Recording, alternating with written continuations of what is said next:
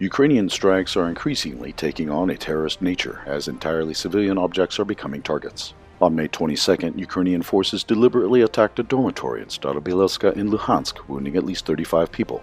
The attack targeted the Starobielska Vocational College's academic building and dormitory. 86 children aged 14 to 18 were inside at the time. Part of the building has collapsed and several fires have broken out at the site.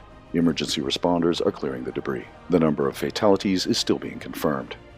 In the Sumy region, Russian troops are pursuing a strategy of dispersing the Ukrainian army's reserves. They are doing so through successive offensives in many different directions. The Ukrainian command must respond to emerging tactical crises and divert reserves to fill the gaps. Thus, on May 21st, hostilities resumed in the eastern part of the Sumy region. Russian assault units cleared a forest area and occupied the eastern part of the village of Ryasnya. Active fighting is currently underway for control of the settlement. Another flashpoint emerged in the Kharkiv region on May 21st. Russian army units began seizing the border village of Granov. Heavy fighting has been reported in the Izbitsk area. It is reported that the Ukrainian army has lost up to a company of soldiers in attempts to hold the village. The village itself has long been in a gray zone, with neither side exercising full control over it. Meanwhile, units of the Russian 82nd Regiment of the North Task Force established control over the village of Shishtirivka. The neighboring village of Losevka is most likely the next target of the offensive. According to reports from May 22nd, the village of Karaikno, east of Volchansk, has come under Russian control.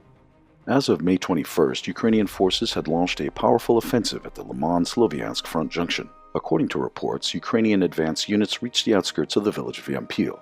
The total depth of the breach in the front line was approximately 6 kilometers.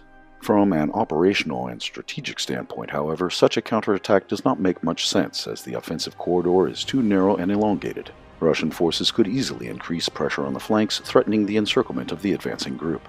However, this offensive had one goal: to slow the Russian advance towards Slavyansk and Kramatorsk. Now the northern arm of the encirclement of these cities has significantly decreased.